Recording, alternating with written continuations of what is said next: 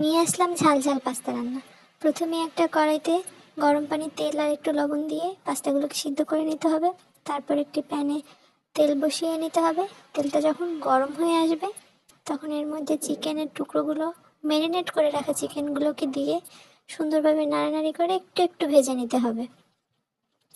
যখন চিকেনটা মোটামুটি ফ্রাই হয়ে আসবে তখন দিয়ে দিতে হবে চিকেনের মধ্যে হলুদ গুঁড়ো, মরিচ গুঁড়ো, হলুদ মরিচ গুঁড়ো দিয়ে সুন্দরভাবে একটু ফ্রাই করে নিতে হবে আরও বেশ কিছুক্ষণ। যখন মোটামুটি চিকেনটা ফ্রাই হয়ে আসবে তখন চিকেনটাকে এক সাইড করে নিয়ে একটু পেঁয়াজ কুচি দিয়ে কুচিটাকে সুন্দরভাবে একটু লাল লাল করে ভেজে নিতে হবে। পেঁয়াজ যখন ভাজা হয়ে যাবে পেঁয়াজ কুচি আর চিকেনটাকে এক সাইড করে নিয়ে একটা ডিম দিয়ে ডিমটিকেও মোটামুটি সুন্দর করে একটু ফ্রাই করে নিতে হবে ওই মশলা তেলের ভিতরেই।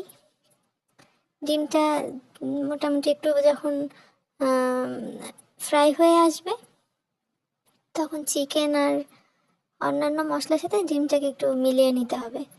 তারপরে দিয়ে দিতে হবে tomato sauce, chilli tomato sauce দিয়ে নিতে হবে। চিলি টমেটো সস দিয়ে সুন্দরভাবে মিশ্রণটাকে মিশিয়ে নিতে হবে অন্যান্য সব মশলার সাথে। অনেকক্ষণ ধরে একটু নাড়াচাড়া করে মিশিয়ে নিতে হবে ভালোভাবে। যখন মোটামুটি মিশ্রণটা দেখা যাবে যে একটু মিলে গেছে ভালোভাবে তখন দিয়ে দিতে হবে আরও 2টি গরম মশলার প্যাকেট।